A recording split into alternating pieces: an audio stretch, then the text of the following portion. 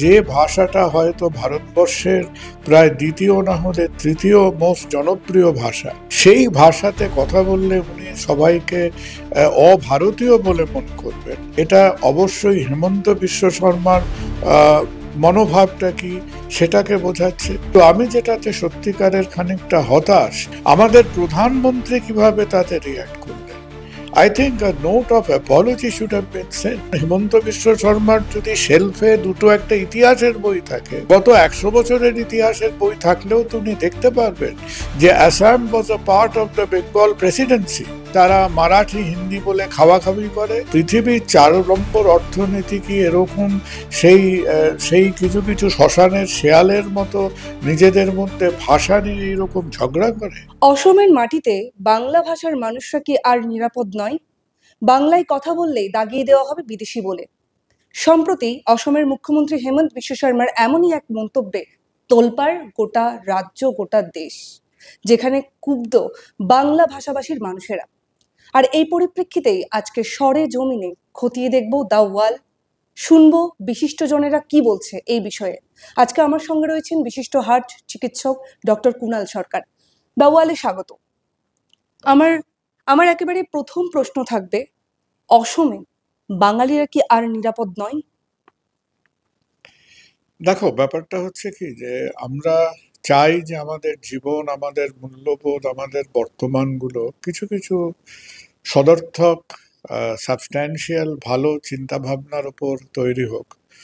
এখন আমার তোমার দুর্ভাগ্য হলো যে আমরা এমন একটা সময় এসে পড়েছি যেখানে কিছু কিছু নেতা নেত্রী, স্থানীয় লোকজন, যাদের মধ্যে হয় শিক্ষার অভাব আছে বা উপলব্ধির অভাব আছে বা দুটোরই অভাব আছে, যে এইরকম কিছু কিছু হঠকারী মানুষ আজকে হঠাৎ করে এই রাজনৈতিক জুয়া খেলার জীবনে এই জুয়ার দু একটা বাজি জিতে ফেলে তারা এমন একটা জায়গায় পৌঁছেছেন যে জায়গাগুলোতে বসে থাকার মতো হয়তো বুদ্ধি, হয়তো সংবেদনশীলতা বা বিচক্ষণতা কোনোটাই তাদের নেই।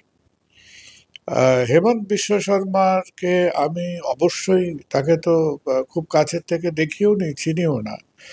এই যে ট্রান্স বর্ডার মানুষরা চলে আসা, এটা কিন্তু বিভিন্ন সময় বিভিন্ন পলিটিক্যাল পার্টিরা এই আগুনটাকে নেড়ে নেড়ে তারা অনেক বাড়িয়েছেন, সেটা অন্য প্রসঙ্গ। কিন্তু এই সমস্যাটা আছে। এই সমস্যাটা যতটা আসামে আছে, এই সমস্যাটা পশ্চিমবঙ্গেও যথেষ্ট আছে, এবং এইটাকে একটা অন্যভাবে, অন্য দৃষ্টিভঙ্গি নিয়ে, অন্য ম্যাচিউরিটি নিয়ে এটাকে ডিসকাস করতে হবে। তা বলে আজকে আমাদের একটা ইম্পর্টেন্ট রাজ্যের মুখ্যমন্ত্রী যদি এই কথাটা বলতে পারেন যে যে ভাষাটা হয়তো ভারতবর্ষের প্রায় দ্বিতীয় না হলে তৃতীয় মোস্ট জনপ্রিয় ভাষা, যে ভাষাটা আজকে সারা পৃথিবীর মধ্যে পঞ্চমতম ভাষা, সেই ভাষাতে কথা বললে উনি সবাইকে অভারতীয় বলে মনে করবেন। আমার প্রথম কথা হলো যে এটা অবশ্যই হেমন্ত বিশ্ব শর্মার মনোভাবটা কি সেটাকে বোঝাচ্ছে।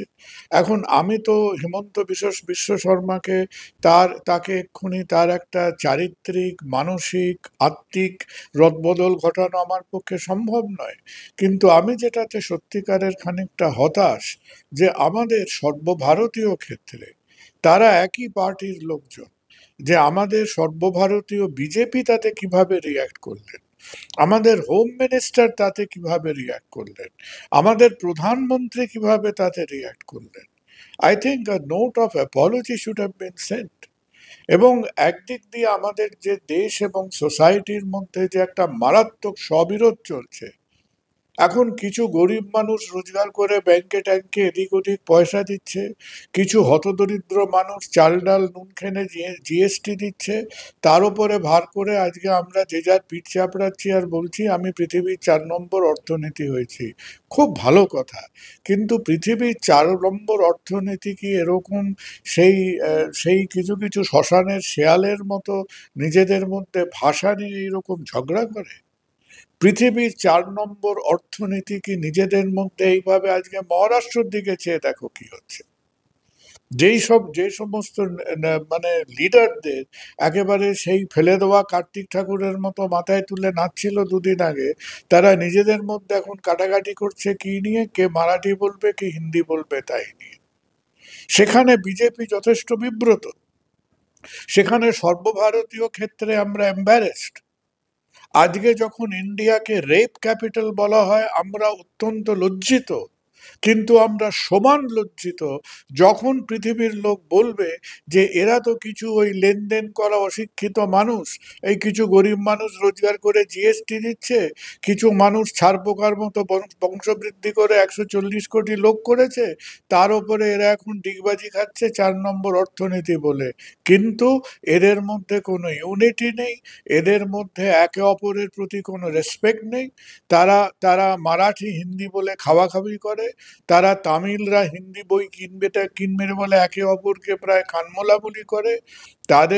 তাদের দেশের একজন মুখ্যমন্ত্রী বলে যে যে দেশটা, যে রাজ্যটা এক সময়, আমার হেমন্ত বিশ্ব শর্মার যদি শেলফে দুটো একটা ইতিহাসের বই থাকে, খুব বেশি দূর যেতে হবে না, গত 100 বছরের ইতিহাসের বই থাকলেও তুমি দেখতে পারবেন যে Assam was a part of the Bengal presidency, যেখান থেকে আসামকে শাসন করা হতো। আসাম কোন বছরে ক্রিয়েট করা হয়েছিল, তো ওই সব জ্ঞানের কথা নয়, বাদই দিলাম আমি। আজকের দিনে একজন অ্যাভারেজ রাজনৈতিক ব্যক্তিত্ব যেখানে এক পার্টির লোক আরেক পার্টির লোককে খুন করাচ্ছেন, তাদের আমি খুব একটা ইতিহাস বা ইতিহাস ভূগোল চর্চা করবে বলে বিশ্বাস করি না। করলে হয়তো আমরাই অসুস্থ হয়ে পড়ব। এই ক্ষেত্রে একটা প্রশ্ন আমাকে রাখতে হবে, এই যে জাতি গণনার ক্ষেত্রে মাতৃভাষাকে প্রাধান্য দেওয়া, এটা কোথাও গিয়ে ভারতীয় সংবিধান বিরোধী নয়? দেখো, কথাটা হলো, মাতৃভাষাকে তুমি গণ্য করতে পারো, মাতৃভাষাকে গণনা করা ভারতীয় সংবিধান বিরোধী নয়।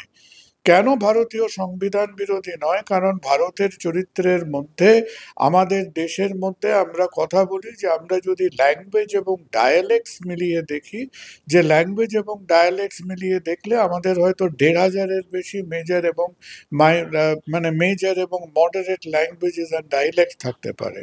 কিন্তু সেখানে আমরা তো নিজেরা আমাদের শেডিউল অফ ল্যাঙ্গুয়েজেসে আমরা স্বীকৃতি দিয়েছি। তুমি যখন একটা 100 টাকার নোট ছাপাচ্ছ, যখন একটা 50 টাকার নোট ছাপাচ্ছ, সেখানে যে কটা ভাষায় তুমি ছাপাচ্ছ, তুমি তো অলরেডি বলে দিয়েছো যে ওই কটা মেজর ল্যাঙ্গুয়েজ, আমাদের দেশে কটা 23টা না 22টা ভাষা তো রয়েছে, আমাদের অলরেডি স্বীকৃত মেজর ইন্ডিয়ান ল্যাঙ্গুয়েজ বলে। আমরা আমাদের ল্যাঙ্গুয়েজের অরিজিন নিয়ে তো বহু পণ্ডিত মানুষকে বললে তোমাকে তো 3 দিন ধরে লেকচার দিয়ে যাবে, কোনটা ইন্দো ইউরোপিয়ান স্ট্রিম থেকে এসছে, কোনটা মাগধী প্রাকৃত থেকে এসছে, আমরা তো সবাই জানি এই কথাগুলো।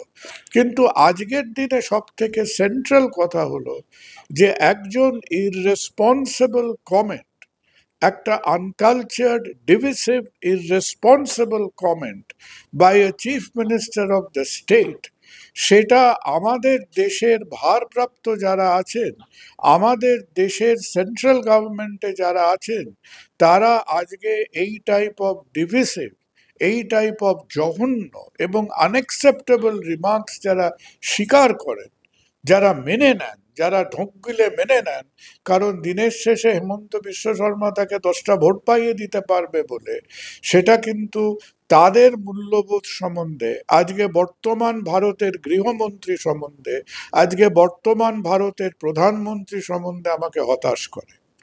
কথা বললাম বিশিষ্ট চিকিৎসক কুণাল সরকারের সঙ্গে, আপনারা শুনলেন তিনি কি জানিয়েছেন। তবে পরিশেষে যেতে যেতে বলবো, মাতৃভাষা যদি বাংলা হয় তবে কি আমরা বিদেশি? এই পরিপ্রেক্ষিতে কিন্তু অবশ্যই ভারতীয় সংবিধানের ভিত্তির ওপর কিন্তু আমাদের সংশয় তৈরি হয়ে যাচ্ছে। শুধু তাই নয়, এই যে বিষয়, এই যে পরিপ্রেক্ষিত, এই নিয়ে কিন্তু প্রশ্ন উঠছে অসম থেকে বাংলা দু ক্ষেত্রেই। আর আপনাদের এই বিষয়ে আরো বিস্তারিত জানাবো এবং আমরা সরেজমিনে খতিয়ে দেখব, বাংলা বললেই কি আমরা বিদেশি হয়ে যাব? বিশিষ্ট জনেরা কি বলছে আপনাদের অবশ্যই শোনাবো। আর আরো অনেক খবর জানতে চোখ রাখুন দাওয়ালে। খবর এখন এখানেই। ক্যামেরায় রণদীপের সঙ্গে প্রিয়া, দাওয়াল, কলকাতা।